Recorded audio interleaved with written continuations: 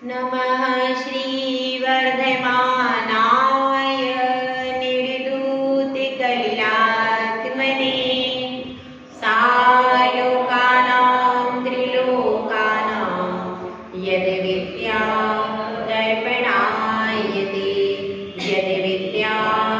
दर्पणायते पंच परमेश्वरी भगवान की जय। 1008 शांतिनाथ भगवान की जय। परम पूज्य आचार्य श्री आदि सागर जी महाराज की जय। आचार्य श्री महावीर कीर्ति महाराज की जय। आचार्य श्री विमल सागर महाराज की जय। आचार्य श्री तपस सम्राट सन्मति सागर महाराज की जय। आचार्य गुरु सुंदर सागर महाराज की जय। अहिंसा में विश्व धर्म की जय। आरिका सरस्वती माता की जय। आरिका संघ की जय। चारों ओर घना अंधेरा था, बहुत गहरा अंधकार था और उस गहरे अंधकार में एक जीव बरसों से खटिया पर पड़ा हुआ था। अचानक एक कोई राहगीर उस ओर आ जाता है और वह देखता है कि यहाँ पर क्या है। एक टूटा सा पुराना मकान दिखाई दे रहा है। इतना अंधेरा है, यहाँ पर कोई उजाले की किरण नहीं है। ऐसा सोचकर वह उस मकान में आता है, देखता है चारों तरफ अंधेरा है, लेकिन अंधेरे में भी कुछ कहीं हिल रहा है। वह विचार करता है, इतने अंधेरे में यहाँ पर क्या हो सकता है, कौन सी ऐसी चीज है जो हिल रही है। फिर वह देखता है पास में तो मनुष्य का रूप उसे समझ में आ जाता है, आकार से समझ जाता है कि यह तो क्या है, मनुष्य है। वह कहता है तुम तो लेटा हुआ मनुष्य का रूप उसे दिखता है। वह कहता है तुम यहाँ इतने अंधेरे में कैसे रहते हो। उसने कहा यहाँ अंधेरा ही अंधेरा है, अंधेरा ही अंधेरा है, इसीलिए मैं कोई कार्य नहीं कर पाता। उसने सोचा कि कैसे इसको सचेत करूं, कैसे इसको जागृत करूं। तो वह कहता है सुनो, यहाँ अंधेरा नहीं है, वो देखो वहां उजाले की किरण है, बिजली चमक रही है। उसने कहा क्या प्रकाश यहाँ भी है? हाँ देखो उधर ऊपर बिजली चमक रही है और देखिए संयोग से बिजली उसी समय चमक जाती है और वह उस बिजली को देख लेता है। जैसे ही वह बिजली को देखता है, लेटे लेटे ही उसने मुड़ के देखा, वैसे ही तुरंत उठ करके बैठ जाता है। उम्मीद की एक किरण भी काफी होती है अंधेरों को मिटाने के लिए।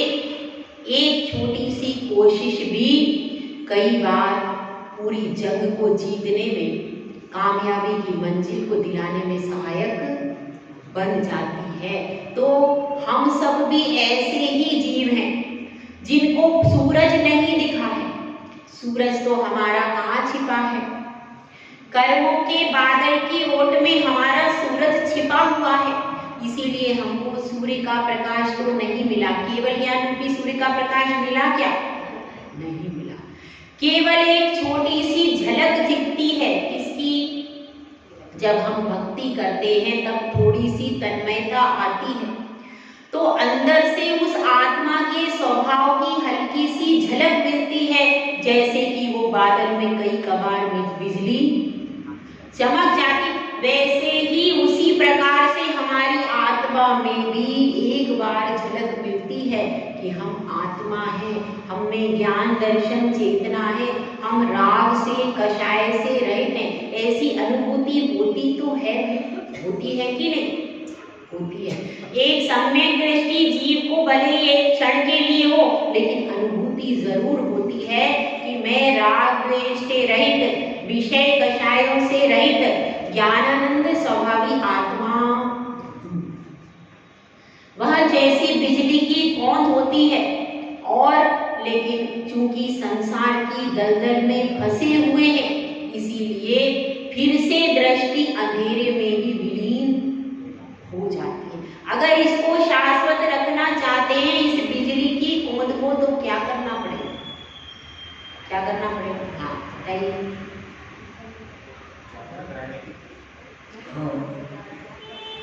जागृत रहने की कोशिश करना पड़ेगा और उम्मीद की किरणों को टटोलने की कोशिश करनी पड़ेगी। यदि केवल जागृत रहने से ही काम नहीं चलेगा, अगर आप यही सोचते रहेंगे अंधेरा है अंधेरा है अंधेरा है, यही सोचते रहेंगे, जैसे वह व्यक्ति था वह क्या सोच रहा था, यहाँ तो अंधेरा है यहाँ तो अंधेरा है, तो अगर आप अंधेरे का ही ध्यान करते रहोगे तो उम्मीद की किरण मिलेगी क्या? कभी नहीं।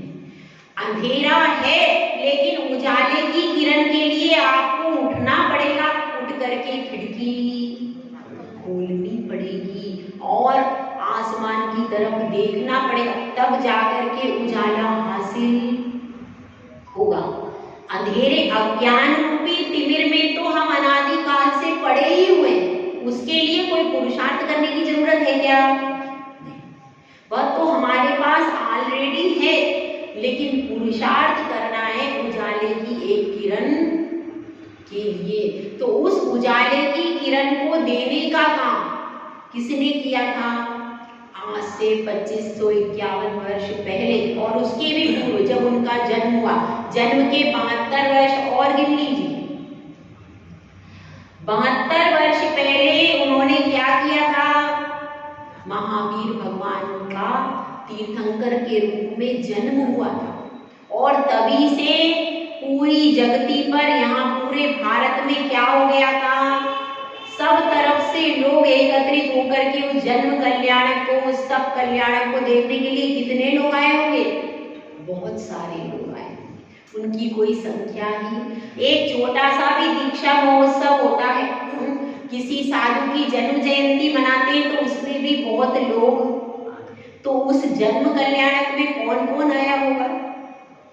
कोई गिनती नहीं होगी, कोई भी उसमें भेद नहीं रहा होगा कि कोई जैन है अजैन है, कोई भी व्यक्ति हो, वो भगवान के उस रूप को देखने के लिए आ जाते हैं ऐसे लोग। और कितने ही मिथ्या दृष्टि विधर्मी लोग भी उससे सम्यक दर्शन की प्राप्ति कर लेते हैं।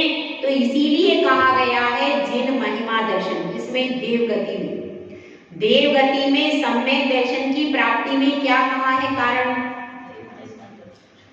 जिन महिमा दर्शन को, उसका अर्थ यह है कि पंच कल्याण को आदि की महिमा को देख करके बहुत सारे मिथ्या दृष्टि देवों को भी सम्यक दर्शन की प्राप्ति हो जाती है, इसलिए कहा गया है जिन महिमा दर्शन। तो अपनी बात चल रही है महावीर आज तक तो पूर्ण हो गया, पूरा हो गया, लेकिन अब इस महावीर अष्टक से हम क्या सीखे? कोई भी कृति होती है और कृति पूरी हो जाती है, अब उस कृति से आपने क्या ग्रहण किया ये बहुत महत्वपूर्ण है। केवल पढ़कर लिखकर स्तोत्र का रोज पाठ प्रारंभ कर दिया, स्तोत्र के अर्थ को जान लिया, क्या इससे हमारा कार्य पूरा हो गया क्या? जब तक वह हृदय में उतरा नहीं है, जब से उसमें अपनी श्रद्धा मजबूत होना चाहिए, क्योंकि ये सब स्तोत्र है, इनका फल क्या है कि आपका ज्ञान और वैराग्य और विवेक, 3 चीजों की वृद्धि होना चाहिए, ज्ञान बढ़ना चाहिए। ज्ञान बढ़ने से मतलब क्या है? इसको कंठस्थ करो, क्योंकि कंठगत विद्या जीवन में काम आती है, किताबगत विद्या काम नहीं आई। कभी भी आप संकट में फंस गए, अब आपको भक्तामर याद नहीं है, नमोकार याद नहीं है, कोई भी स्तोत्र याद नहीं है, 24 तीर्थंकरों के नाम याद नहीं, तो क्या करोगे? संकट में फंस गए और कुछ भी नहीं आता है तो कैसे संकट से मुक्ति मिलेगी? लेकिन जिसको नमोकार आता है, भक्तामर आता है, कुछ स्तुति आती है, 24 तीर्थंकरों के नाम स्मरण से ही क्या हो जाता है? पाप कट जाता है। कुछ भी नहीं आता है तो आदिनाथ भगवान की जय इतना भी बोल लो तो भी आपका पाप क्षय होना प्रारंभ हो जाएगा। सच्ची श्रद्धा से 24 तीर्थंकरों के नाम भी पवित्र है, उनके नाम का भी यदि आपको नाम भी याद रह गए और आप संकट के समय में उनका नाम भी जप रहे हो, तो उस नमो अरिहंताणम भी पढ़ लिया, तो उस एक पद को भी यदि श्रद्धा से पढ़ लिया तो उससे भी संकट कट आपकी श्रद्धा मजबूत होना चाहिए। इसलिए सबसे पहले तो ज्ञान होना चाहिए स्तोत्र आदि का, उसके छंद को कैसे पढ़ना है, कैसी लय से पढ़ना है, शब्द का अर्थ कैसे करना है, यह सारा ज्ञान हो। उसके बाद उच्चारण का ज्ञान हो, मतलब वह आपको कंठस्थ हो, उच्चारण सही हो, ये तो सब ज्ञान में आ जाए।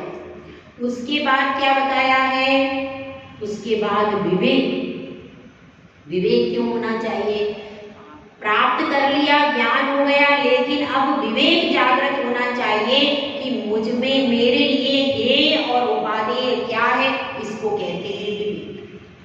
पहले छंद में आपने क्या सीखा, क्या उसका फल है। पहले छंद का फल यह है कि वीतराग, सर्वज्ञ और हितोपदेशी जो हैं वही हमारे आराध्य हैं। अन्य जितने भी रागी द्वेषी देवी देवता हैं वे मेरे आराध्य नहीं है। ऐसा अपने अंतरंग में दृढ़ सम्यक दर्शन की प्राप्ति करो तो पहले छंद का पढ़ना सार्थक है। उसमें यही बताया। और कैसे हैं, जो कि 3 लोक के 3 काल के समस्त द्रव्यों की पर्यायों को एक साथ जान रहे, ऐसे देवादिदेव मेरे आराध्य, मतलब अपने आराध्य का चुनाव पहले छंद में हो जाता है। उसके बाद जो अपनी अंतर दृष्टि है वह खुलती है दूसरे छंद में।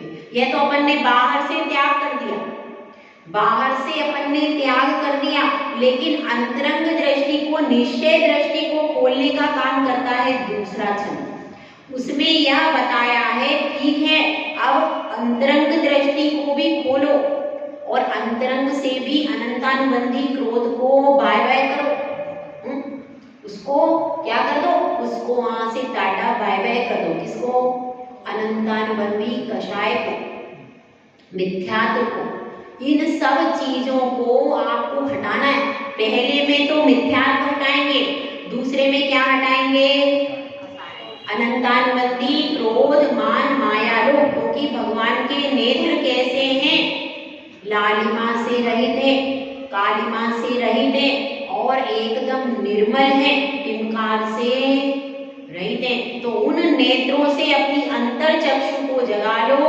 अर्थात कषाय को छोड़ दो। ये आपका प्रैक्टिकल होगा।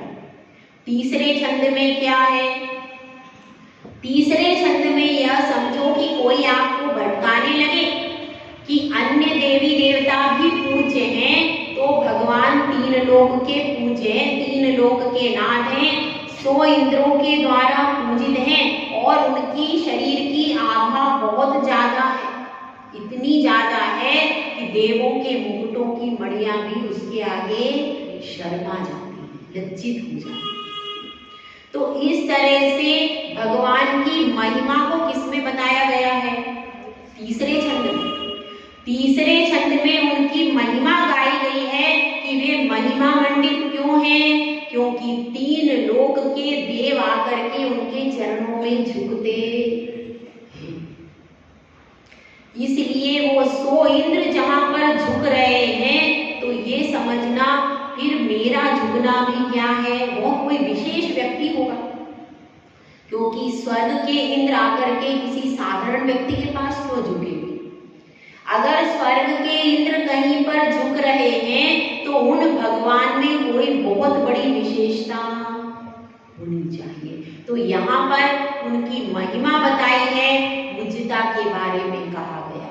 और चौथे छंद में बताया है कि अगर आप महावीर भगवान की पूजा करोगे तो उस पूजा करने से आपको फल क्या मिलेगा, उस पूजा का फल स्वर्ग ही है, दूसरा फल नहीं है। अगर आप भक्ति भाव से केवल पूजा का नियम लेते हैं, प्रतिदिन पूजा करते हैं जिनेंद्र भगवान की, तो उससे क्या होता है, प्रतिदिन पूजा के नियम से भी वह जीव संसार समुद्र से तिर जाता है, इतनी महान कल्याणकारी है पूजा। तो यहाँ पर यही बताया है, अगर कोई रेगुलर पूजा करे भगवान की, हमने सिर्फ जीवन में पहला नियम एक ही लिया था, क्या? प्रतिदिन पूजा करेंगे, पहला नियम लिया था जीवन। उसके बाद फिर पीछे मुड़ के देखा नहीं। तो एक यह नियम ले ले कि हम प्रतिदिन पूजा करेंगे, इतना नियम भी आपको अगर निभाओगे अच्छे से तो वह पूजा का नियम आपको बहुत ऊपर ला करके रख देगा। लेकिन इसीलिए तो जिनेंद्र भगवान की जो पूजा करता है, प्रतिदिन पूजा करता है, पहली बात उसके घर में धन धान्य की कभी कमी नहीं होती। दूसरी चीज, वह पूजा करने वाला पूजक से पूज्य बन जाता है एक दिन, और जो पूजा स्तुति नहीं करता उसका तो पूज्य बनने का प्रसंग ही नहीं है। पहले राजा के चरणों में बैठा जाता है, जो राजा के चरणों में बैठता है वह तो एक दिन राजा बन सकता है, लेकिन जो राजा के समीप ही नहीं आया वो बन सकता है क्या? कभी भी समीप नहीं आया वो नहीं बन सकता। इसीलिए अपन भगवान के चरणों में बैठते हैं, पूज्य के चरणों में बैठते हैं, पूजक बन करके बैठते हैं, तो एक दिन वह पूजा ही, वह गुणानुवाद उससे इतनी पुण्य वर्गणाएं एकत्रित हो जाती हैं कि वह एक दिन हमें पूज्य बना देता है। तो पूजा करो लेकिन श्रद्धा से करो, बिना श्रद्धा के पूजा कार्यकारी नहीं होगी। पूर्ण श्रद्धा से, पूर्ण भक्ति से समर्पित होकर के पूजा करना कि भगवान हम आपकी पूजा कर रहे हैं, आपके अलावा अन्य किसी रागी द्वेषी देवी देवता की पूजा नहीं करें। अन्य कहीं भी पूजा करने का त्याग करके यदि आप पूर्ण समर्पण के साथ यदि जिनेंद्र भगवान की पूजा करते हैं तो उस पूर्ण समर्पण के कारण जो फल मिलता है वह कैसा होता है? वह फल आपके लिए स्वर्ग और मोक्ष को दिला देता है। इसलिए पूजा का फल क्या है? परंपरा से स्वर्ग और वैसे साक्षात मोक्ष। किस अपेक्षा से? कि देखिए, भाव पूजा, द्रव्य पूजा, दो प्रकार की पूजा है, और द्रव्य सहित भाव पूजा होती है। खाली द्रव्य पूजा तो है ही नहीं। द्रव्य है तो द्रव्य केवल थाली से इस थाली में चढ़ाना ही नहीं है। एक महिला आई नई जैन मंदिर में, नई महिला आई थी, दूसरे धर्म को पालन करने वाली थी। उसको वो तो बस कोई लेकर के आ गया कि मैं पूजा करने जा रही हूँ, तुम भी चलो। वह भी बैठ गई आकर के पूजा देखने लगी। अब 1 घंटा बीत गया। अब वो 1 घंटे बाद बोलती है कि बहन, तुमने 1 घंटा लगा दिया, इस थाली को उठाकर इस थाली में डाल देती, इतना ही तो करना था। क्या करना था?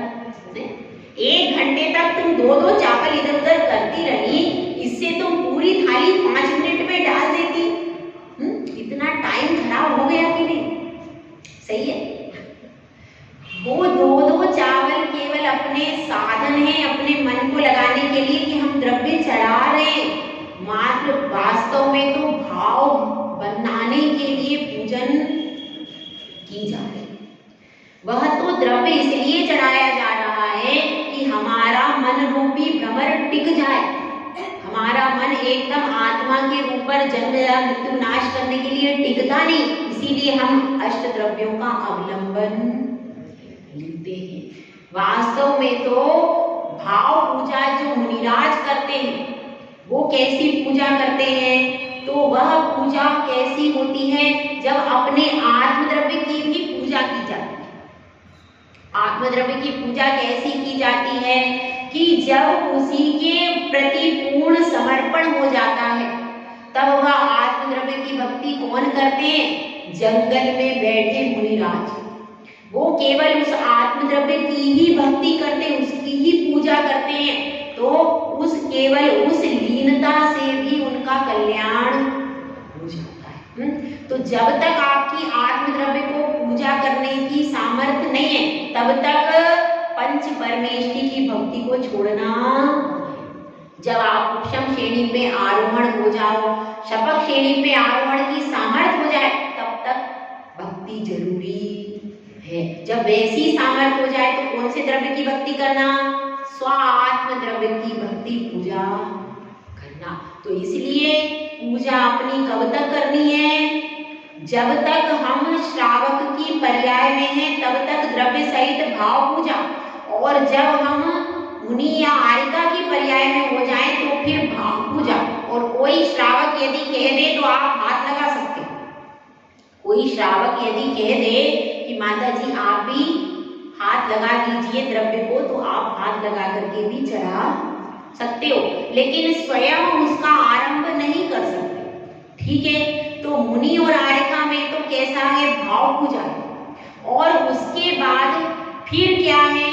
फिर यदि मुनि निर्ग्रंथ मुनि बन गए, अब आपकी उपशम शपथ श्रेणी आरोहण करने की सामर्थ्य है, तो उस समय केवल अपने आत्मद्रव्य की ही पूजा है। तो इस प्रकार से पूजा करते करते क्रम से स्वर्ग और मोक्ष की प्राप्ति हो जाती है।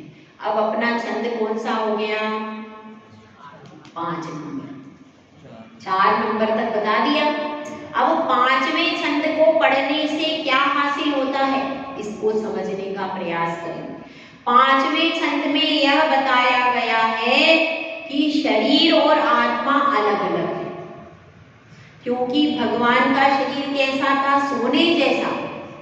सिद्धार्थ के नंदन थे, सिद्धार्थ नंदन थे, उसके बाद भी वे शरीर से रहित हैं, सिद्ध शिला में विराजमान है। मतलब यह शरीर भगवान का नहीं हुआ तो तुम्हारा क्या होगा?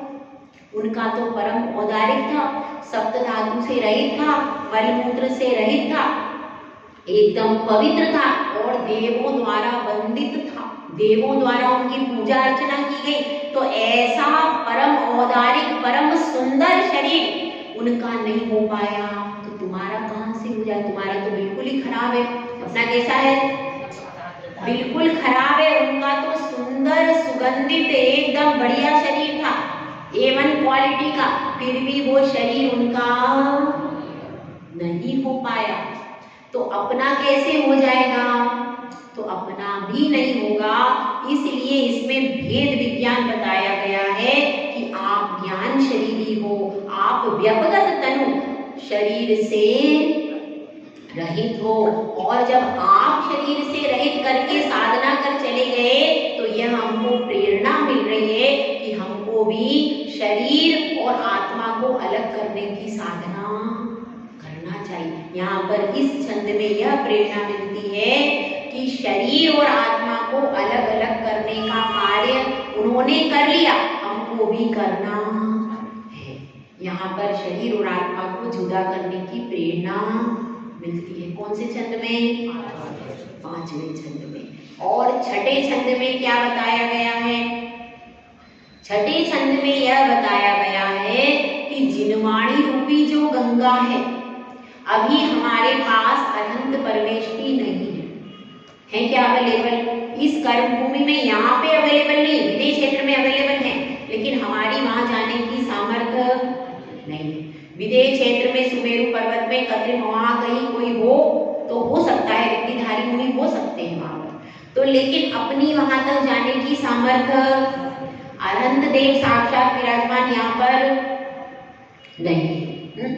और तो उसके अभाव में और आचार्य परमेष्टि और साधु परमेष्टि जितने भी हैं वे छद्मस्त ज्ञानी हैं, उनको केवल ज्ञान आदि की प्राप्ति नहीं है, अवधि ज्ञान की प्राप्ति, मना पर्य ज्ञान की प्राप्ति नहीं है। तो उस समय इस समय पर जो जिनेंद्र भगवान की पूर्व की वाणी आ रही है, जो जिनगंगा है वह हमारे पापों का प्रक्षालन करने वाली है, उसको कभी भी विस्मरण नहीं करना है, उस जिनगंगा का कभी भी अपमान नहीं करना, सदैव उसका सम्मान करना है, क्योंकि यही हमारे लिए पंचम काल में साधु और श्रावक के लिए मुख्य आधार क्या है? जिनगंगा। जिनवाणी सबसे बड़ा आधार है, चाहे साधु हो चाहे श्रावक हो, सभी उसी जिनवाणी के आधार से अपनी चर्या कर रहे हैं। तो इसलिए यह हमारा प्रमुख आधार है, कभी भी जिनवाणी का अवर्णवाद नहीं करना। अगर अपने को कोई चीज नहीं आती है तो उसको मत बताओ, लेकिन जब अपने को सही अर्थ नहीं आता है तो अपन नहीं कहेंगे, मुंह का प्रतिपादन करके लोगों को सच्चे मार्ग से च्युत नहीं करना। जिनवाणी में कहा गया है कि पंचम काल के अंत तक देव शास्त्र गुरु सब रहेंगे और धर्म भी रहेगा, तो वह पूरा अकाट्य श्रद्धान करो। जिनवाणी में कोई शब्द आता है हमारी समझ में नहीं आता तो ऐसा मत करना कि हम तो नहीं मानते। अगर आपने जिनवाणी के एक शब्द पर श्रद्धान नहीं किया और पूरे जिनागम का श्रद्धान है तो आप कौन हो गए? मिथ्यादर्शी।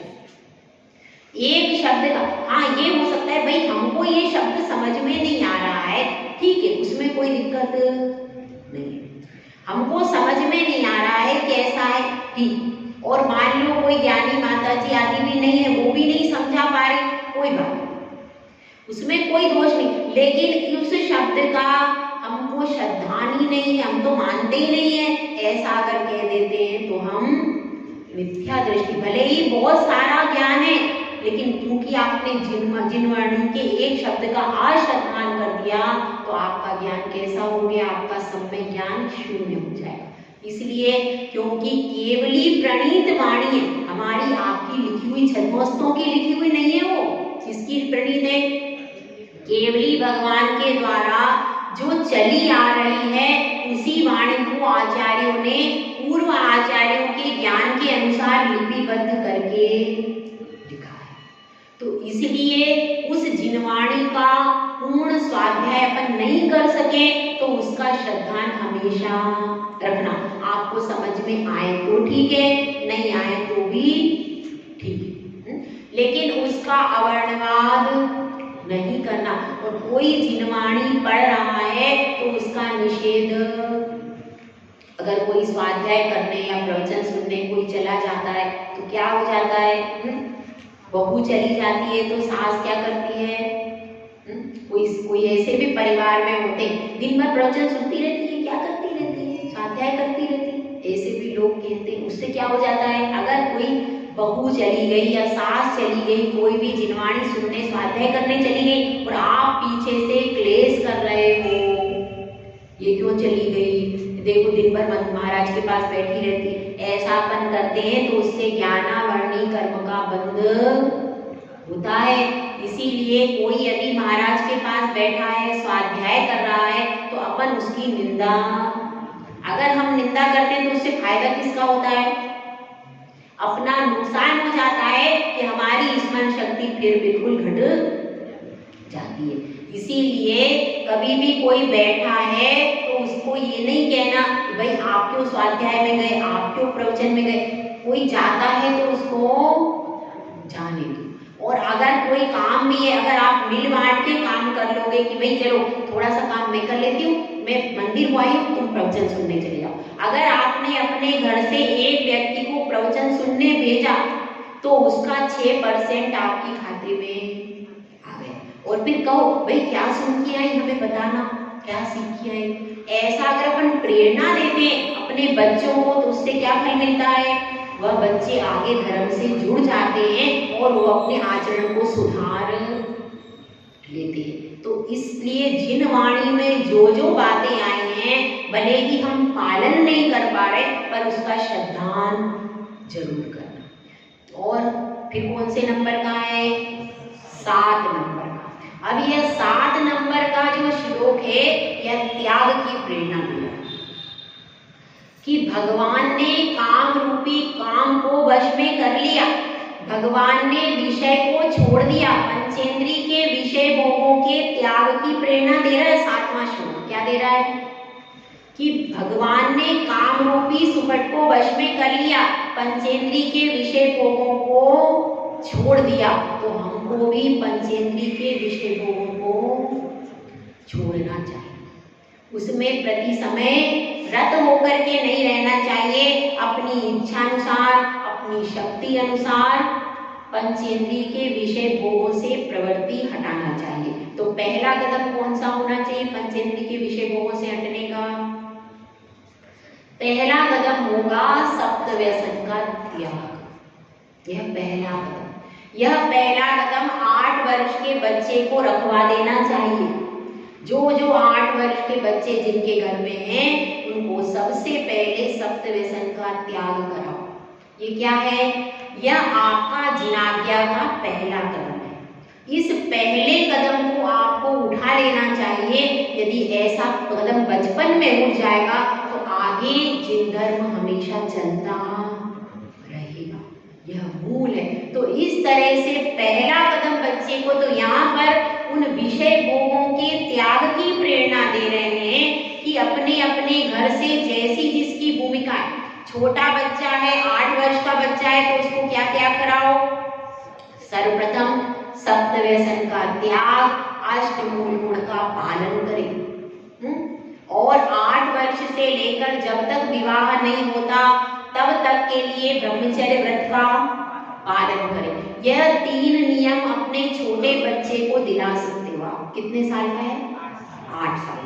8 साल के बच्चे को यह 3 नियम दिलाना चाहिए। यह क्या हो गया? यह आपका विषय भोगों का त्याग, उसकी भूमिका। किसकी भूमिका में? बच्चे की भूमिका का है ये नियम 3। इसके बाद फिर जो बड़े हैं, उसके बाद जो महिलाएं हैं वो क्या करें? तो सबसे पहला कदम उनका ये होना चाहिए, सौंदर्य प्रसाधनों का त्याग करें, रात्रि भोजन का त्याग करें। उसके बाद क्या होना चाहिए? फिर आपको रात्रि भोजन का यथाशक्ति त्याग करो। कोई अगर ले रहे हैं तो कम से कम अन्न का त्याग करो। अन्न का सामान तो रात्र में नहीं खाएं, इतना कम से कम त्याग करो। तो ये किसकी भूमिका में है? आगे बढ़ के जैसे जैसे कोई युवा हो गया तो युवा व्यक्तियों को उसके एक कदम आगे का त्याग करना चाहिए। और उसके बाद फिर धीरे धीरे जो अष्टमूल गुण 3 प्रकार से अष्टमूल गुण पता है कौन कौन से? पता है? बताओ। हाँ, मध्य पहले प्रकार से अष्टमूल गुण है मध्य मास मधु का त्याग, 5 उदंबर फलों का त्याग। ये पहले प्रकार से अष्टमूल गुण। सर्वप्रथम जो आपने सप्त व्यसन का त्याग यदि निरतिचार पालन हो रहा है, उसके बाद सेकंड स्टेप में क्या उठाना है? यह जो अष्टमूल गुण है फर्स्ट क्वालिटी वाला, 5 उदंबर फलों का त्याग और मध्य मास और मधु का त्याग। और फिर सेकंड स्टेप वाला अष्टमूल गुण कौन सा है? सेकंड वाला बताइए। एक और है सप्त व्यसन का त्याग और 5 उदंबर फल का त्याग। एक वह भी अष्टमूल गुण के अंतर्गत आया। इस तरह से 8 गुण। और एक प्रकार से और बताया है, पांच अनुव्रत का पालन और 3 मकार का त्याग। ये आचार्य समंतभद्र स्वामी ने रत्नकरण शाखाचार्य में दिया है। क्या दिया है? 5 अनुव्रत का पालन और 3 मकार का त्याग। जब आपका ये हो जाए कंप्लीट तो उसके बाद 5 अनुव्रत का पालन और 3 मकार का त्याग। यह भी अष्टमूल गुण का पालन करना चाहिए। उसके बाद एक पंडित आशाधर जी ने लिखा है और भी शास्त्रों में भी आया है उसको। वह कैसा है? नित्य देव दर्शन, पानी छान करके पीना, रात्रि भोजन का त्याग और जीव दया का पालन, 5 उदंबर फल का त्याग और क्या त्याग है? और मध्य मास और मधु का त्याग। इस प्रकार से ये 8 मूल गुण होते हैं। तो ये तीनों प्रकार के 8 मूल गुण को आपको पालन करना है। किस स्टेज वाले हैं? यह एक सामान्य सम्यक दृष्टि श्रावक को यह तीनों प्रकार के पहले फर्स्ट स्टेज का पूरा हो जाए, तब जब वह निरतिचार पलने लगे तब फिर सेकंड स्टेज वाला उठाओ। फिर सेकंड स्टेज वाला हो गया, उसके बाद आप थर्ड स्टेज का पालन करो। इस तरह से यह पूरे तीनों जब निरतिचार पलने लगेंगे उसके बाद फिर आपको आगे की प्रतिमा आदि पालन करना।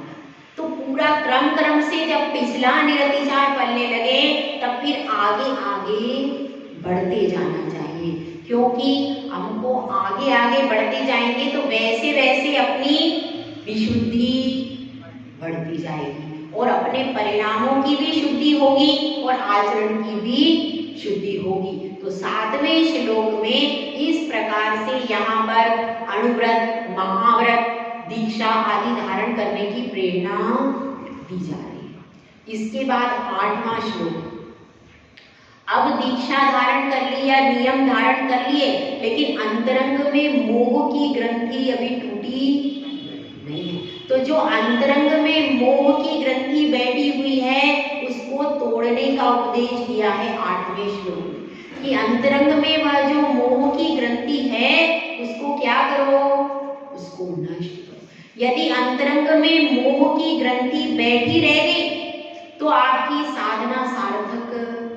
इसलिए यहाँ पर दर्शन मोहनीय और चारित्र मोहनी दोनों प्रकार से मोहनीय कर्म को नाश करने का उपदेश दिया है। इसमें 8वें श्लोक में मोहनीय कर्म को नाश करने का उपदेश दिया है, उसको उपशम करने का उपदेश दिया है कि पर भावों में कभी भी ममत्व परिणाम मत करो। ऐसा उपदेश किसमें है? 8वें श्लोक में बताया गया है। और जैसे भगवान ने तो अपना रोग दूर कर लिया, मोह रोग कैसे दूर कर लिया? उन्होंने स्वयं ही वैद्य बनकर उपचार कर दिया और आपके लिए दवाई दे दी। कहाँ है दवाई अपने पास? आपके पास है? जिन वैण मोसमिडम, ये औषधि आपको दी है काय के लिए? कि मोह रूपी जो रोग है उसको दूर करने के लिए जिनवाणी परम औषधि है। वह परम औषधि उन्होंने स्वयं ले ली, स्वयं अपना उपचार करके वो तो चले गए मोक्ष में और आपको दे करके गए दवाई की ये दवाई आप भी खा लो तो आप भी स्वस्थ हो जाओगे। अब उस दवाई को खिलाएगा कौन? स्वयं ही खानी पड़े। जैसे ही हम स्वाध्याय आदि करेंगे अपने परिणामों की विशुद्धि बनेगी तो उस विशुद्धि के बल से क्या कार्य होगा? उस विशुद्धि के बल से हमारा भी मोह धीरे धीरे दूर हो जाएगा और दर्शन मोहनी और चारित्र मोहनी की प्रकृति को घात करके हम भी अरहंत बन जाएंगे। तो एक अरहंत तक पद तक की यात्रा किसमें है भाई? महावीर अष्टक।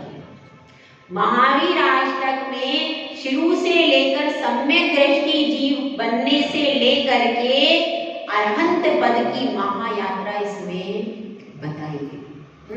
तो आज अपना इसका अंतिम छंद है, अंतिम छंद को अपन पढ़ते हैं। महावीराष्टकम स्तोत्रम भक्त्या भागेन्दुना कृतम यः पठेत् क्षणयाच्यापि सयाति परमां गतिम्। महावीर अष्टक स्तोत्र, इस स्तोत्र का नाम क्या है? महावीर अष्टक स्तोत्र। भक्तिया, भक्ति से वशीभूत होकर, किसके वशीभूत होकर रचा गया है? किसी ख्याति पूजा लाभ के वशीभूत होकर के नहीं रचा गया कि मेरा गुणानुवाद होगा, सब लोग मुझे जानेंगे या मुझे कुछ धन मिलेगा। इस भावना से कवि ने रचा नहीं है। भक्त्या यानी भक्ति से प्रेरित होकर के, भक्ति से वशीभूत होकर, भक्त्या भागेन्दुना कृतम। और किसने किया है? भागेन्दु मतलब भागचंद्र कवि। भागेन्दु भी नाम आता है, इंदु का अर्थ होता है चंद्रमा। भागधन इंदु, भागधन इंदु तो आ और ई मिलकर के क्या हो जाता है? ए हो जाता है। ये व्याकरण का नियम है, आ प्लस ई बराबर ए। तो इसीलिए क्या बन गया? भागेन्दु। भक्त्या भागेन्दु, भागेन्दु कवि ने इसकी रचना की है। भक्त्या भागेन्दु कृतम। और यह पठेत् क्षणयाच्यापि, जो इसको पठेत् यानी पढ़ता है, क्षणु, क्षणु यह मतलब क्या है? यहाँ पर श्रणु शब्द था, लेकिन चूंकि व्यंजन यदि पहले कोई व्यंजन हो तो उसका रूपांतरण हो जाता है। व्यंजन संधि के अंतर्गत इसके पहले कोई दूसरा व्यंजन हो तो दो व्यंजन परस्पर मिलते हैं तो उनका क्या हो जाता है? ये क्यों होता है? ताकि उच्चारण में सरलता रहे। अभी यहाँ पर श्रणु शब्द होता है तो अपने को उच्चारण में एक साथ पढ़ने में दिक्कत आती कि नहीं आती? इसीलिए उसका छ हो गया तो उच्चारण से सर्वग्राह्य हो गया। तो इसीलिए यह पठेत क्षणु व्याज्यापि, क्षणु मतलब सुनने से, पढ़ने से, और चा शब्द है ना बीच में, पठेत, पठेत चा का मतलब और, क्षणु यानी सुनने से, चा याज्यापि यानी दोनों से भी, पढ़ने से भी और सुनने से भी, स याति परमाम गति, वह जीव परम गति को प्राप्त कर लेता है। जो भक्ति भाव से, सच्ची श्रद्धा से महावीर अष्टक को पढ़ता है अथवा सुनता है, दोनों प्रकार से लगा लेना, पढ़े या सुने या दोनों काम करे, पढ़ भी रहा है और सुन भी, दोनों काम करता है, तो उस भक्ति श्रद्धा के कारण क्या हो जाता है उसका, वह परम गति को, अर्थात परम गति कौन सी है, मोक्ष, मोक्ष गति को प्राप्त कर लेता है। तो यहाँ पर अपने को समझना है, महावीर अष्टक का आपका क्या हो गया, पूरा हो गया, पूरा करा दिया हमने, उधर इष्टोपदेश कराया था, यहाँ पे महावीर अष्टक पूरा हो गया। तो इस महावीर अष्टक में पढ़ने में जो भी हमसे त्रुटि हुई वो हमने भी पढ़ने में, तो हम जिनवाणी माता से क्षमा चाहते हैं। और आप लोग भी, हमने अपने अल्प ज्ञान से कोशिश की है थोड़ा बहुत बताने की, और कोई ज्ञानी जीव आए तो उनसे संशोधन कर लेना, ठीक है। जय बोलो महावीर भगवान की जय।